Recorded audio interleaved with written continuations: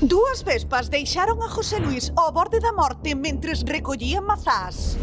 Este lucense de 67 anos xa sufrira picadas de velutina e abellas noutras ocasións e nunca lle deu reacción. Que pasou esta vez? Vespas letais. Hoxe, no termómetro. 11:47 minutos, seguimos aquí en directo no termómetro. Efectivamente, esta vespa que lle picou a José Luís casi, deixa a borde da morte. Belén, sigues aí con él a ver exactamente que lle pasou a José Luís, contanos. Que tal, Rocío? Pois sí, efectivamente, ele estaba na súa casa collendo as mazás, cando de repente viu que lle picaban pois unhas vespas. Ele no primeiro momento non se puxo moi nervioso porque xa lle picaran máis veces e nunca lle pasara nada, pero de repente, aos 5 minutos, José Luís, que tal, bo día, que lle pasou aos 5 minutos? Aos 5 minutos, pois ya non me hincharon os labios, ya de hinchar os labios, xa me encontrei que me faltaba vida, e resulta que pensei, dixen a muller de coller o coche rápido e virme, porque a mí faltaba vida e vin que cada vez iba a peor. Despois xa me deu hinchar a cara, ya a garganta e todo, e despois traía a dentadura postiza, tuve que sacar a dentadura que non podía respirar, e hinchoume a lengua, e despois en 10 minutos presentámonos en Meira, e ao chegar a Meira pois xa non podía máis, xa me tuve que remar ao redor, e xa me tocoume un enfermero e un doutor moi profesionales, e xa me atenderon e dixéronme que traía a vida en peligro, que viña moi mal, e xa non respiraba e xa me iban a entubar porque non faltaba vida, porque ao ter a lengua hinchada e todo, pois, e a garganta e a cara e todo, pois el vino é moi grave. Se non fora por esa rápida actuación súa, pois igual hoxe non estaba aquí con nós, José Luís. Non, en 5 minutos, pois, quizás estaría morto, porque despois xa me pegou o dolor do peito e eso, e non sei se aguantaría en 5 minutos, porque eles xa me viron grave, xa me viron moi grave. Claro, foi unha picadura dunha vespa, que non se sabe moi ben que tipo de vespa era, non era unha vespa velutina, pero que fixo que vostede tivera que estar aquí ingresado no hospital un par de días. Sí, tuve que estar, picarme dúas vespas, picoume primeiro unha na cabeza e outra na espalda. E tuve aquí un par de días, e agora a raíz disso, pois, tuve que ir ao de alergias, e aparte disso, pois, teño que ir tamén a fazer unha revisión de cardiólogo e a vista tamén, como teño algo afectado da vista, pois teño medo que me afectara algo, estou de un trasplante de córnea. E agora ainda está así un pouco convalescente, porque foi moito dolor de peito que tivo. Sí, tuve bastante dolor de peito, e por iso aquí ao darme a alta, pois mandaronme que tiña que facer unha revisión de cardiólogo. E vin na ambulancia mecanizada, e dixeron os doutores que viñera todo priso porque tiña medo que tuvera líquido no pulmón, que se me acumula líquido no pulmón. Moi ben, José Luís, pois alegrámonos moitísimo de parte de todo o equipo de que isto quedara pois só nun susto, e xa saben, en caso de que lle pique pois unha vespa, chamen canto antes ou sen todos.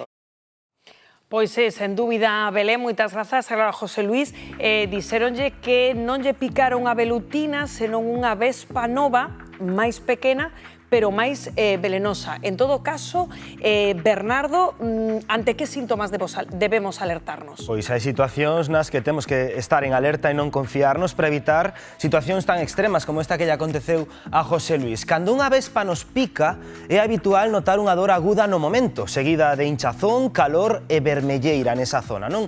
Isto sería unha reacción local que require aplicar frío, limpar ben a zona e, se é necesario, tomar algo para aliviar esa dor ou esa inflamación. Pero cando debemos preocuparnos? Pois se aparecen síntomas máis alá da zona da picada, como mareo, vómitos, sensación de debilidade, confusión ou perda de coñecemento. Estes poden ser signos dun chamado shock anafiláctico, que é unha reacción alérxica grave que pode chegar a ser mortal se non se trata a tempo. Tamén hai que actuar rápido se hai dificultade para respirar, hinchazo na cara, nos beizos, na lingua ou tamén na gorxa, esa sensación de que non nos entra aire, non? Ou se notamos palpitacións, presión no peito ou un pulso moi acelerado, tamén.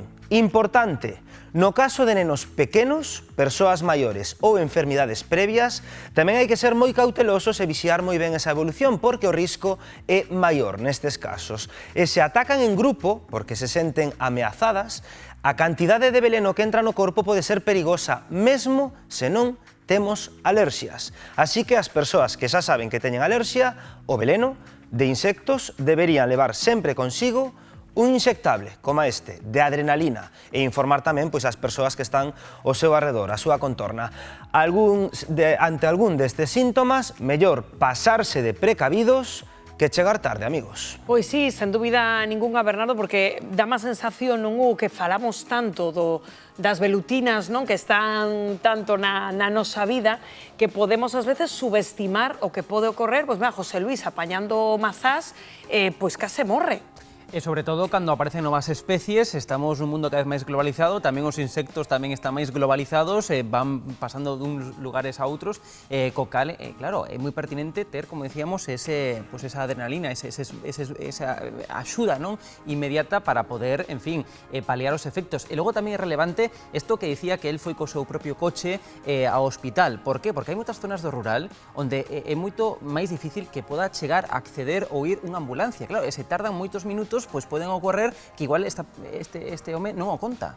Entón, este tamén é un tema importante de ver ata que punto no ámbito máis rural os servizos de sanitarios, de desplazamento de ambulancias e demais son eficaces e poden chegar no seu debido momento. E ademais porque o catálogo non de insectos, Patricia, cada vez se amplía máis, porque, por exemplo, neste caso, o pouco que teñen claro é que non era unha velutina, que era unha vespa, pero que temos un catálogo de vespas enorme, entón non hai que baixar a garda, porque José Luis dicía, non, a mí xa me picaron e non me pasou nada, pero ese pasa. Claro, no, con unhas especies non lle pasou, pero con outras sí. Ademais é normal, Rocío, que cando ti chegas a urxencias cunha picadura deste tipo, primeiro, lóxicamente, atención, non, de emerxencia, pero despois eles mesmos o entero buscan como unha especie de catálogo a ver se ti eres capaz de identificar o que che picou, que foi o que aconteceu neste caso, non, para saber tamén a que se están enfrontando. A este home, sen lugar a dúbidas, salvou unha sangre fría que tivo, porque o marxe de maniobra cando che pica un insecto destos é que é moi baixo, que unha ambulancia non pode chegar en 10 minutos, pois a moitas zonas igual non, pero que o tempo que tes para salvar a vida ou non. El con esa sangre fría subeu o coche e foi o primeiro centro de saúde o que tiña máis preto onde o puideron atender. Menos mal, porque senón igual estábamos falando de outra cousa. Ademais impresionaba, non, Víctor, ver esas imaxes dende o hospital, non, onde se lle veía a cara completamente hinchada con respecto a agora que atendía Belén, onde se ve os efectos tremendos dunha reacción alérxica. Efectivamente, como comentaban os compañeiros, eu penso que é importante neste caso é non subestimar as picadas das vespas, porque estamos, como decía Hugo, nun mundo completamente globalizado, vemos que cada vez hai patoloxías moi diferentes, non sabemos de onde pode vir, e se hai eses síntomas, sobre todo síntomas posteriores a picadas, máis aló do enroxecemento, senón os que falaba antes Bernardo nesa explicación, pois inmediatamente hai que chamar, ou como fixo neste caso, coller o coche, porque estamos en un momento no que a vida corre claro perigo. Sí, estás en minutos xogándote a vida mentre chegas ao hospital.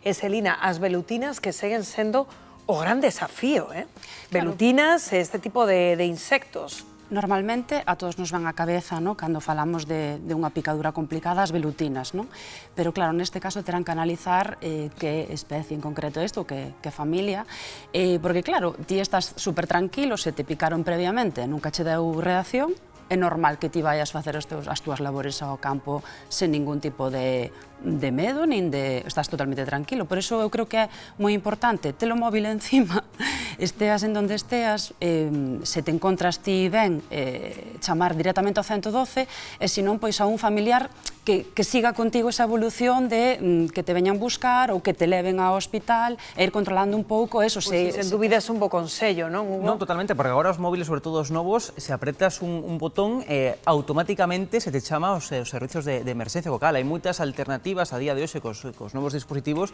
para poder, aínda que ti estés moi mal, non podas acceder á chamada, xa activando, mantendo presionado un botón, en cada móvil será diferente, hai que sabelo, pois xa se chama automáticamente os servicios de emerxencia, co cal isto sí que é relevante ter sempre encima un dispositivo móvil dos novos, dos smartphones, que eso xa teñen esa función activada. É un auténtico misterio, a verdade, ver que insecto foi o que lle picou a este home. De feito, esta mañá, cando nos pasaban un pouco a descripción do hospital, Patricia, chegamos a pensar se sería este avespón oriental do que xa falamos que en Andalucía está atemorizando os agricultores, porque de aspecto moi semellante, porque ten unha parte vermella, o que pasa que neste amplo catálogo que temos é que hai unha vespa europea que tamén ten unha franxa vermella, que tamén bastante letal, pero que non debemos confundir de momento con esta que, bueno, pues que xa está asolando Andalucía, ¿no? Claro, sí, na zona de Jaén, sobre todo, está ocasionando moitos problemas. É certo que hai 2 exemplares